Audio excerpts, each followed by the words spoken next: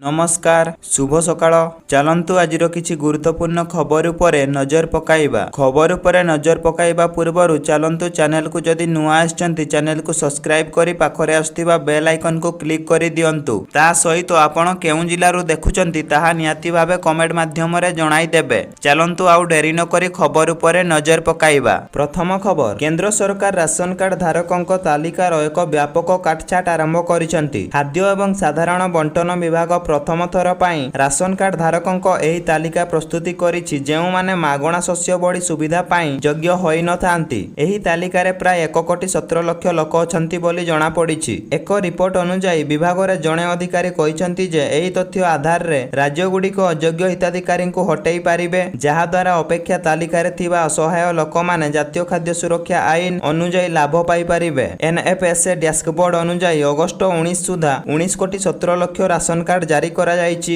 जहा 36 राज्य एवं केंद्र शासित अंचल गुडिकरे मोट 76.10 कोटी हिताधिकारी को अंतर्भुक्त करिछि। नियम अनुसार सरकारी कर्मचारी 1 लाख टंकारु अधिक वार्षिक आय थिबा परिवार, 4 चकिया जान मालिक एवं करदाता मागणा खाद्य शस्य पाइबा को योग्य नुहंती बोली कहिसंती। परवर्ती खबर, 24 घंटा मध्यरे राज्यर विभिन्न जिल्ला रे प्रबल वर्षा संभावना रहिछि। राज्य रे प्रबल वर्षा नै चेतावनी जारी करिछि पाणीपाग विभाग। सेपटे दक्षिण ओडिसा रे लागाण वर्षा स्थिति बेहाला होइथिबा बेले आज मध्य भिजिबो दक्षिण ओडिशा। तेबे अवपातर रूप नेइथिबा सदृश्य लघुचाप रे परिणत हेबो। एहार प्रभाव रे आज ठारू कमिबो वर्षार परिमाण। आसंता 24 घंटा रे सारा राज्य रे वर्षा हेबा सह कलाहांडी और नवरंगपुर रे प्रबल रु अति प्रबल वर्षा संभावना नेइ ऑरेंज अलर्ट जारी करिछि पाणीपाग विभाग। सेहिपरि प्रबल वर्षा पई नुआपड़ा, बलांगीर, कोरापुट, बरगढ़, केन्दुझर, अनुगुड़ और ढेंकानाल को येलो वार्निंग जारी करा जायछि। एही सब जिल्ला रे बिजुड़ी घड़घड़ी सह 30 रु 40 किमी बेगरे पवन बहिबो। सेपटे समुद्र उपकूल अंचल रे 40 रु 60 किमी बेगरे पवन बहिबार संभावना रहिछि। एनै समुद्र अशांत रहिबो, तेणु मेघुआ पाग और पवनर बेग को नै मत्स्यजीवी को समुद्र भीतर को बारण करिछि पाणीपाग विभाग। परवर्ती खबर, रेल यात्रींक पई बड़ खबर। एणिकी धार्य सीमा ठारू अधिक ओजन विशिष्ट लगेज नेले देबाकू पड़िबो अतिरिक्त चार्ज। विमान बंदर भली नियम लागू हेबाकू जाउछि। रेलवे लगेज नियम को कड़ाकड़ी करबाकू निष्पत्ति नेइछंती सरकार। प्रस्तावित नियम अनुसार इलेक्ट्रॉनिक मेसिन रे रेल यात्री सेमानकर लगेज ओजन कराइबे। एथिरे लगेज लागि धार्य ओजन नियम को कड़ाकड़ी भाबे देखाजिबो। देशर प्रमुख रेल स्टेशन रे नुआ नियम लागू हेबाकू जाउछि बोली टाइम्स ऑफ एक रिपोर्ट रे प्रकाश करिछि। वर्तमान नुआ नियम को नॉर्थ सेंट्रल रेल जोन यथा Prayagraj junction, Kanpur central, Mirzapur Tundla, Aligarh junction भली स्थान रे लागू कराजिबो। एही फर्स्ट क्लास यात्री माने निज संगरे 70 किलोर लगेज नेइ पारिबे। एसी 2 टायर पाई एही सीमा 50 किलो रहिबो। एसी 3 टायर एवं स्लीपर क्लास यात्रींक पाई 40 किलो लगेज सीमा धार्य होइछि। जनरल क्लास पैसेंजर को लागि एही सीमा 35 किलो रहिछि। बड़ एवं अधिक स्थान नेउथिबा बैग जे कोनोसी ओजन हेउथिले जरिमाना देबाकू पड़िबो। परवर्ती खबर, चलित वर्ष हिटवेव जोगु निर्धारित समय पूर्वरु बंद होइथिला स्कूल। टाण खरा आसिला ओ स्कूल 5 मे परिवर्ते 23 एप्रिल रु बंद रखा जाइथिला। एही समय मध्यरे 11 दिन मध्याह्न भोजन दिया जाई नथिला। सेही 11 दिनर चाउल सह 11 दिनर अर्थराशि पिलामानंकु देबाकू पीएम पोषण नोडाल अधिकारी भवानी प्रसाद मिश्र समस्त जिलापालंकु चिठी करिसंती। शिशु बाटिकारु पंचम श्रेणी जाए दैनिक 11 टंका 15 पैसा सह 100 ग्राम चाउल और षष्ठ रु दशम जाए प्रति पिलांकु मिलिबो दैनिक 14 टंका 74 पैसा सह एवं 150 ग्राम लेखाएं चाउल मध्य मिलिबो। अर्थराशि पिला कि सेमानकर बैंक अकाउंट को पठाजिबो। समस्त अर्थराशि और चाउल जेपरि दियाजिबो एहाकु सुनिश्चित करिवे प्रधान शिक्षक।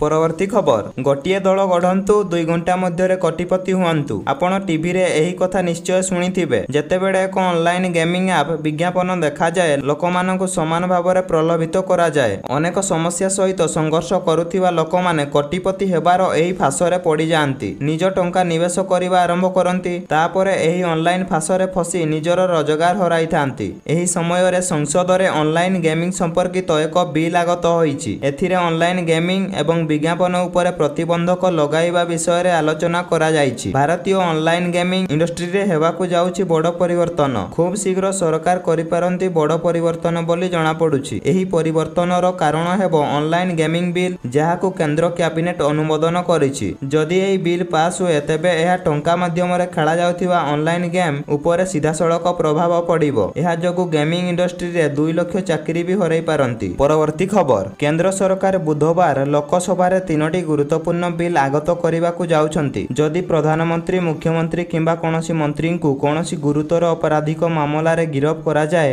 ତେବେ ତାଙ୍କୁ ପଦରୁ ହଟାଇ ଦିଆଯାଇପାରିବ। ବିଲ୍ ମାଧ୍ୟମରେ ସରକାର ଏ ସମ୍ପର୍କରେ ଏକ ଆଇନ କରିବାକୁ ଯାଉଛନ୍ତି। କେନ୍ଦ୍ରଶାସିତ ଅଞ୍ଚଳ ସରକାର ସଂଶୋଧନ ବିଲ୍ 2025, 130ତମ ସମ୍ବିଧାନ ସଂଶୋଧନ ବିଲ୍ 2025 ଏବଂ ଜାମ୍ମୁ ଏବଂ କାଶ୍ମୀର ପୂର୍ବତନ ସଂଶୋଧନ ବିଲ୍ 2025 ଆଗତ କରାଯିବ। କେନ୍ଦ୍ର ଗୃହମନ୍ତ୍ରୀ ଅମିତ ଶାହ ସଂସଦରେ 3ଟି ବିଲ୍ ପ୍ରସ୍ତାବ ଦେବେ। ଏହି ବିଲ୍ରେ ଏକ ବ୍ୟବସ୍ଥା ଅଛି ଯେ ଯଦି ପ୍ରଧାନମନ୍ତ୍ରୀ, ମୁଖ୍ୟମନ୍ତ୍ରୀ କିମ୍ବା ମନ୍ତ୍ରୀଙ୍କୁ 5 ବର୍ଷ ପାଇଁ ଜେଲ ଦଣ୍ଡ ଦିଆଯାଏ, ତେବେ ତାଙ୍କୁ ଗିରଫଦାରୀର 31ତମ ଦିନରେ ପଦରୁ ହଟାଇ ଦିଆଯାଇପାରିବ। କେନ୍ଦ୍ରଶାସିତ ଅଞ୍ଚଳ ସରକାର ଆଇନ 1963 ଅନୁଯାୟୀ ଗୁରୁତର ଅପରାଧିକ ଅଭିଯୋଗ ଯୋଗୁଁ ଗିରଫ ଏବଂ ଅଟକ ଥିବା ମନ୍ତ୍ରୀଙ୍କୁ ବହିଷ୍କାର କରିବା କୌଣସି ବ୍ୟବସ୍ଥା ନାହିଁ। ଏପରି ପରିସ୍ଥିତିରେ ମୁଖ୍ୟମନ୍ତ୍ରୀ କିମ୍ବା ମନ୍ତ୍ରୀଙ୍କୁ ବହିଷ୍କାର କରିବା ପାଇଁ ଏକ ନୂଆ ଆଇନ ପ୍ରଣୟନ କରିବା ଆବଶ୍ୟକତା ଅଛି। ତେଣୁ ଏଥିପାଇଁ କେନ୍ଦ୍ରଶାସିତ ଅଞ୍ଚଳ ସରକାର ଆଇନ 1963ର ଧାରା 45 ସଂଶୋଧନ କରିବାକୁ ପଡ଼ିବ। ଏହି ବିଲ୍ ମାଧ୍ୟମରେ ଏକ ଆଇନ ପ୍ରଣୟନ କରାଯାଇପାରିବ ବୋଲି ସରକାର କହିଛନ୍ତି। ପରବର୍ତ୍ତୀ ଖବର,